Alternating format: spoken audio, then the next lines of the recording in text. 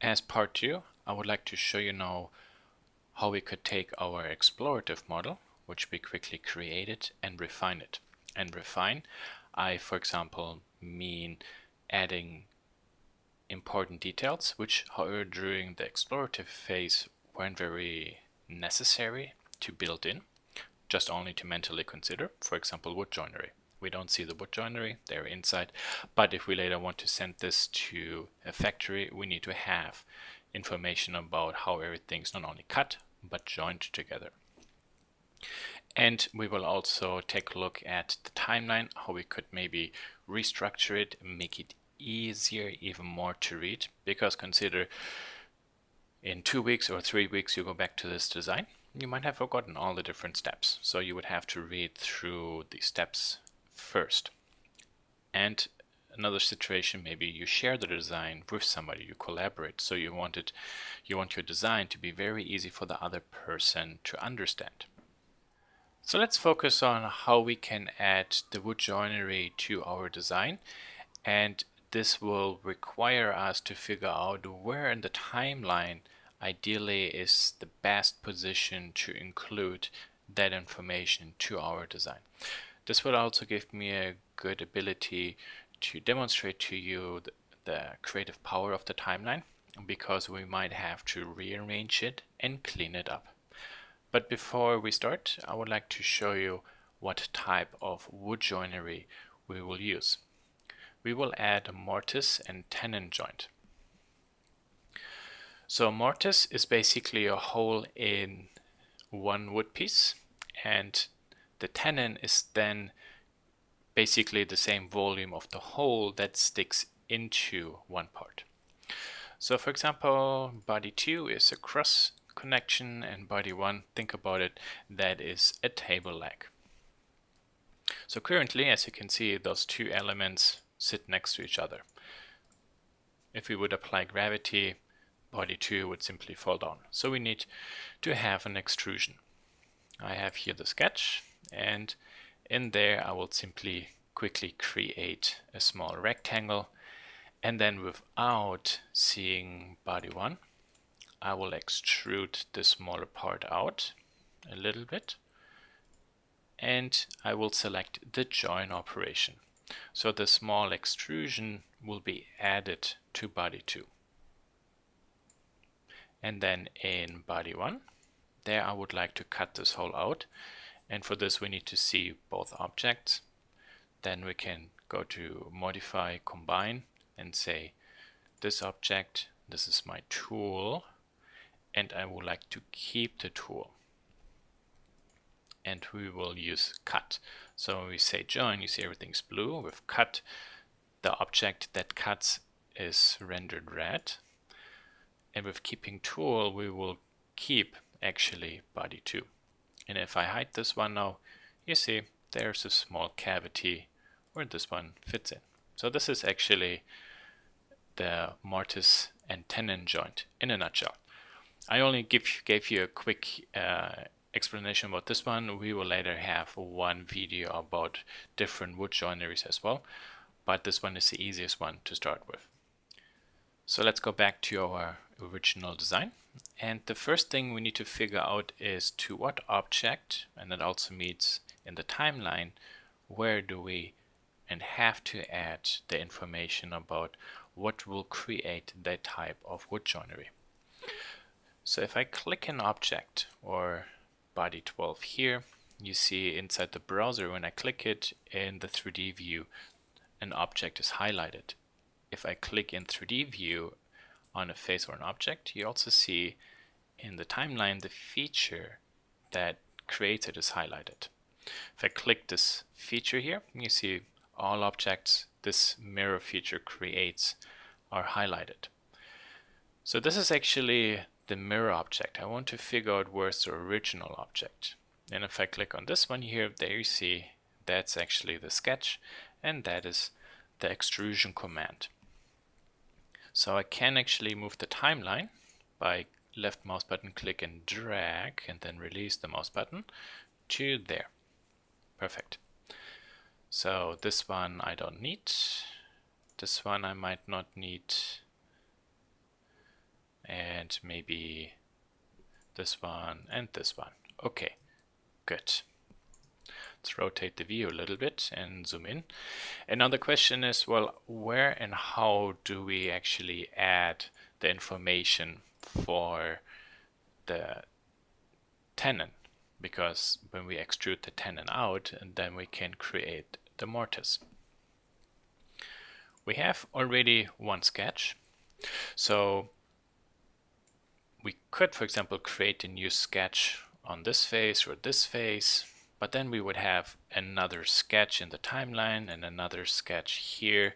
That makes it a little bit too complicated, and because the sketch for the tenon should be part also of this crossbar element, ideally I would just create it all into the same sketch. So let's do it. Double click it. Let's zoom in. And there are now multiple ways and shapes of a tenon. I will simply use an offset command to offset the overall shape of the wood plank down. So we can go to offset.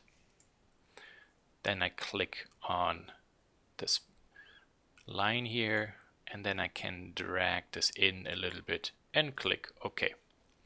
So there it tells me the distance between the offset rectangle and the original rectangle.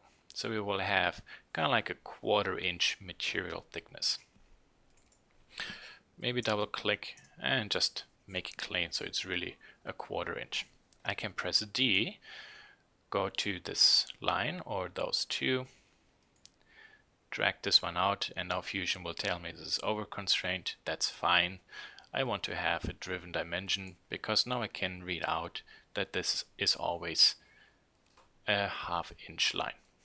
Okay, so my tenon is actually 1/2 inch wide, and if I add a driven dimension here, then I know that this is 2.5 inches tall. Good. So because I added this part here, I also have to add the same part down there. So I can click on the offset again or press O there, and then double click the dimension, and then left mouse button click on this dimension or type in my case it's D39, so that this dimension will be copied down.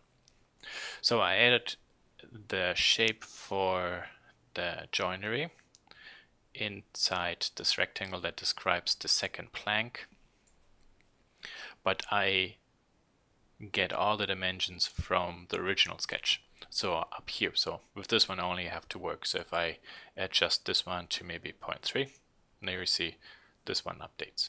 Again, it's a time saver. Okay, good. Let's click Stop Sketch. Now we have to extrude these parts out. Similar to the other video I showed you where we quickly built a mortise and tenon. When I extrude these parts out, I want the extrusion to be joined to those planks, and I do not want what I extrude out to cut or directly into the other object, so the leg, or even be joined to it. So in this case it's always easier, I find, for example, to hide those legs first. Now I can go to extrude, select these two parts, and then let's say an inch -1. We extrude it out, operation is join. Okay, good. So we have done this on the right side, but how do we do this now on the left side? We can actually, thankfully, because we build everything nicely symmetrically, we can just use the mirror function to mirror this extrusion feature over to the other side. So yes, you cannot only use the mirror to copy and position an object, you can also copy and reposition a function. So the way how this works is we go to modify, we go to create, mirror. I do not click on the object. So you see here with body types, I can select those bodies. You want to select pattern features, and I will go to the timeline and now select this pattern. You see when I click on this extrusion, they're highlighted. Okay. And then I click on the mirror plane and say along, in our case, this plane. There goes it in gray. Click OK, and there they are. See? Perfect. So let's go to here. So I moved with my timeline a little bit forward, and you see also here now, because this mirror function copies just over those two results, our additional clones also have the tenon included.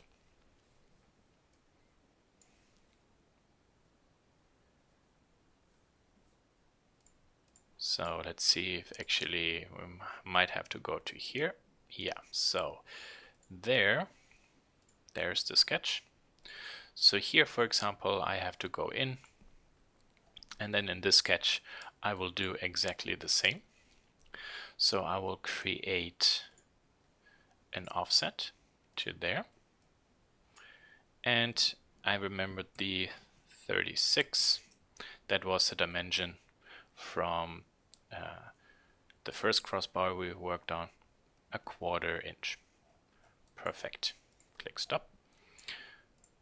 Now this is this lag. Click this one. It's this lag, so we can hide it. So now you see we might actually run into an issue because this one and this one, they start to intersect. So let's actually see what we have here. Okay. Just to be safe, I will hide all lags for the moment there, because this is the extrusion for those elements. Double click, and maybe we will say for the moment 1/2 inch, so it's shorter. Okay, good. We might have to show the sketch. Okay, and we can extrude this one out this way. So half a sketch is there. But hold on, I want to do something different first. Let's go back to here. This is D43. I wanted to know that number, because then here I will type in D43 in addition. Good. Because now if I maybe go to here and adjust this a little bit, from a top view it's easier to see. Maybe 7.5, let's see. They're perfectly touching each other. So this maybe could be okay.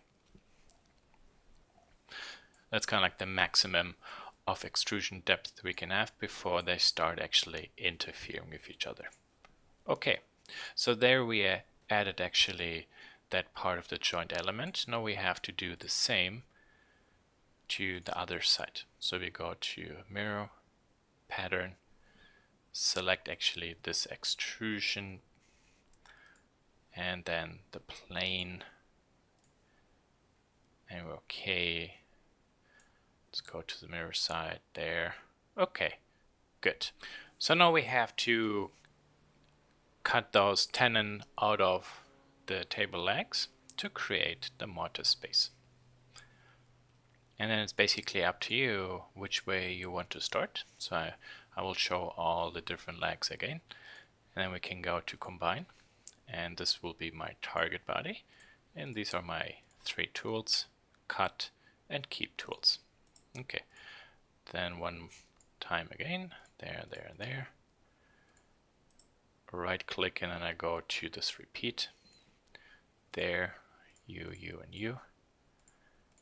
And right click, there, you, and you.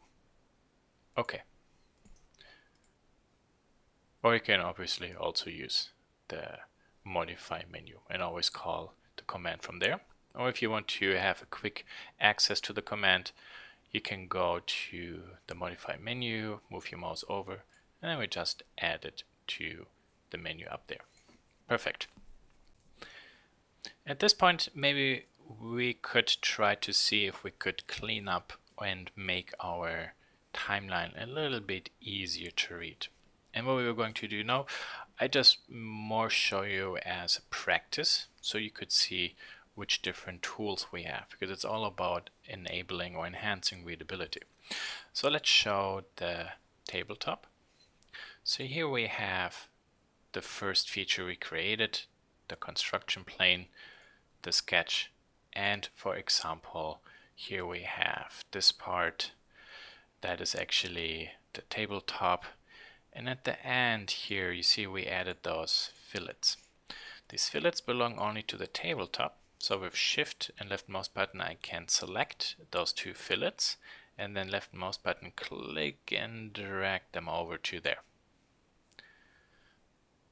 And now you see they're here. And the main reason why I did this is actually one unit, one block. All this defines the tabletop. So I can select with the mouse and then left mouse button click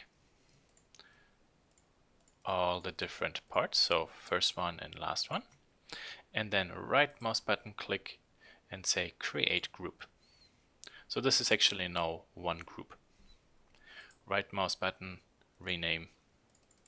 Could for example say table top. Okay. What do we have here? This is the leg. This is also a leg. What's this? That's a crossbar. So actually this and this we can select, make a group, and then rename. And for example, we can call this leg. What's this one? So show these sketches there. Oh, I'm still in edit mode. Okay, so this one, and this, and this, and there. What's this one? Ah, that's the other one. Okay, so all those are one group. For example, we can call those support short. And this till there, that is actually everything that, for example, defines our long support.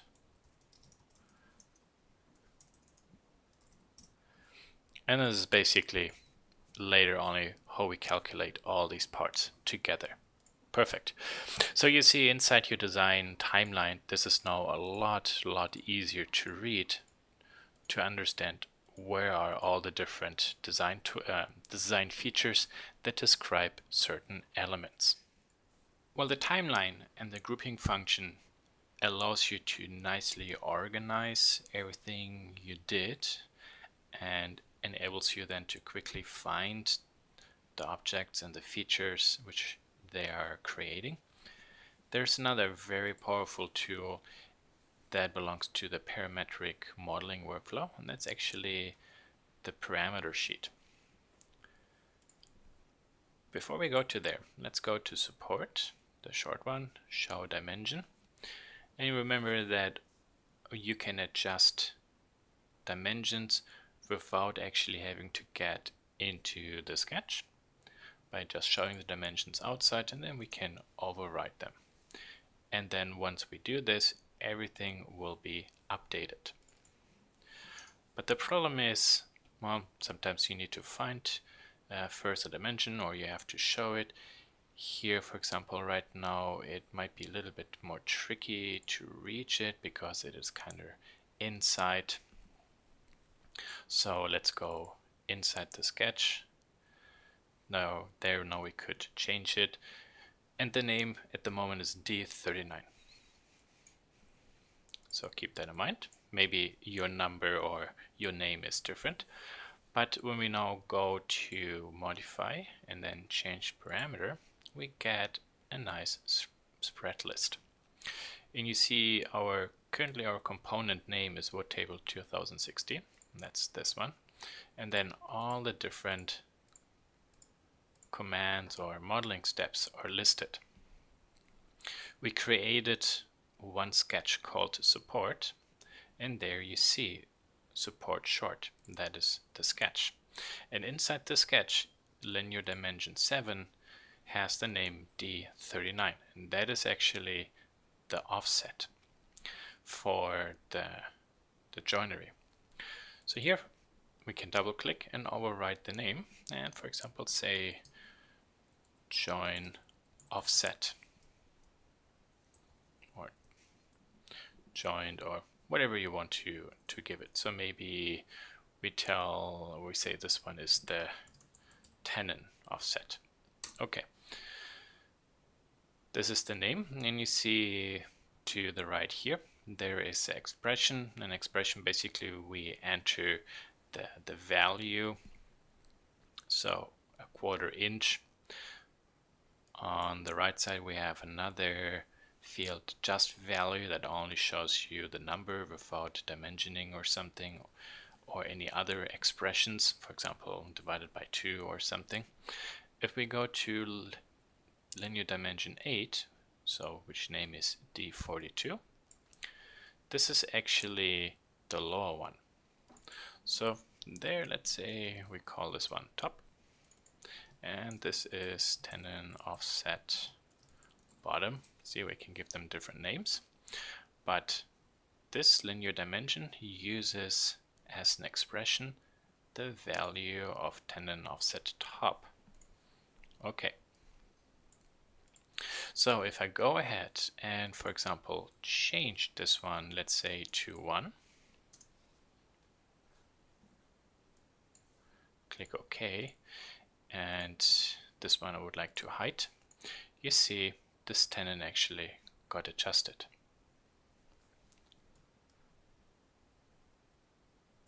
So if I go back to there and say, well, let's be this 0.25 again, and there.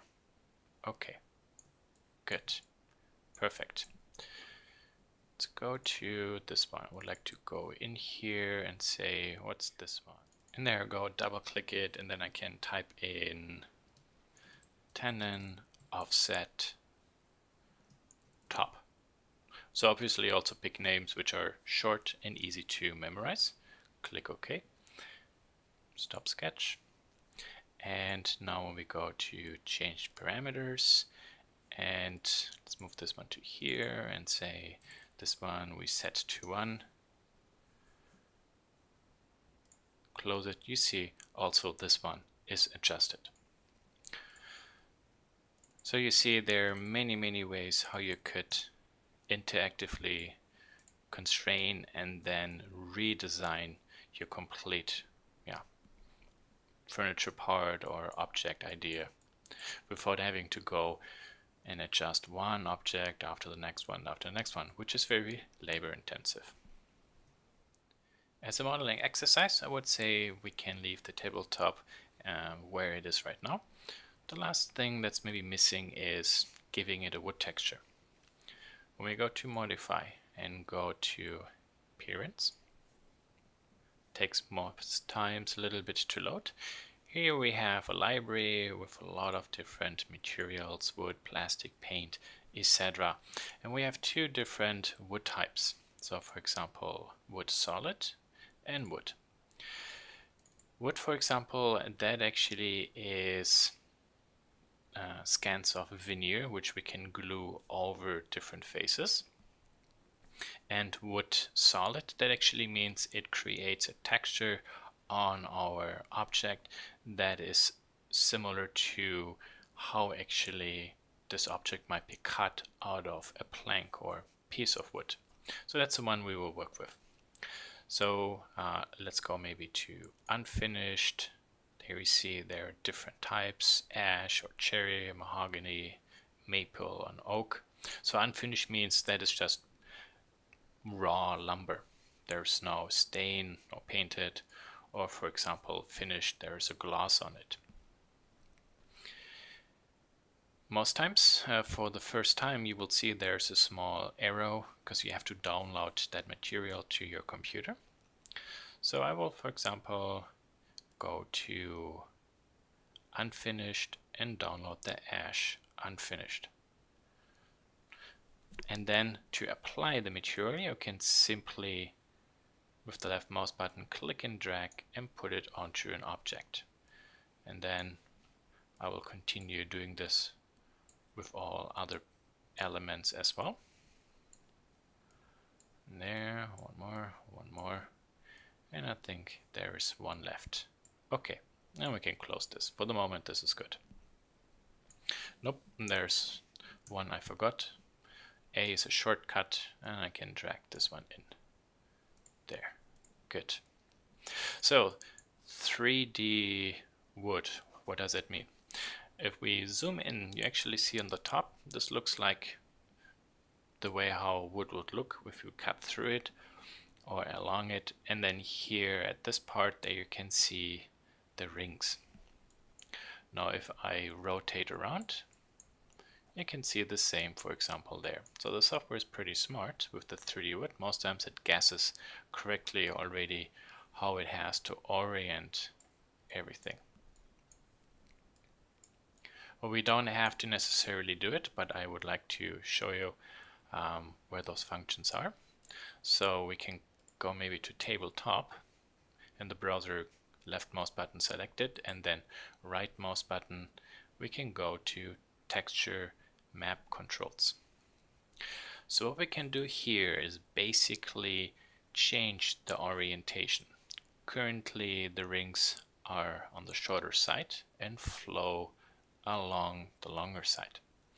And you see here there are some elements. For example, we can rotate this one. So we're just rotating the part. We can, for example, move the position of the ring to the left or the right.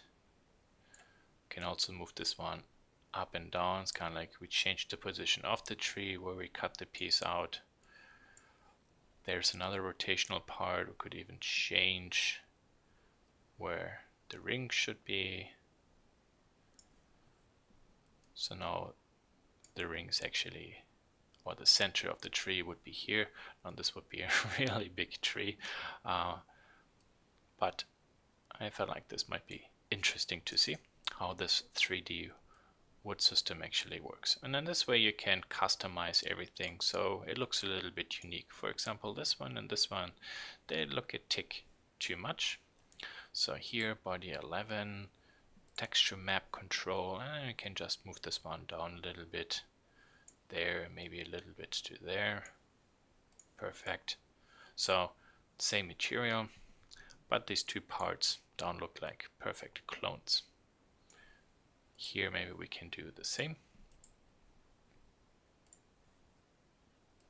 Maybe a little bit to there and there. If we want, we can rotate this also a little bit there. Okay, perfect. There's obviously a lot more to Fusion, but with this first video session, I only would like to give you a brief overview, and then obviously with the following exercise and the design projects, step by step, we will get more into detail.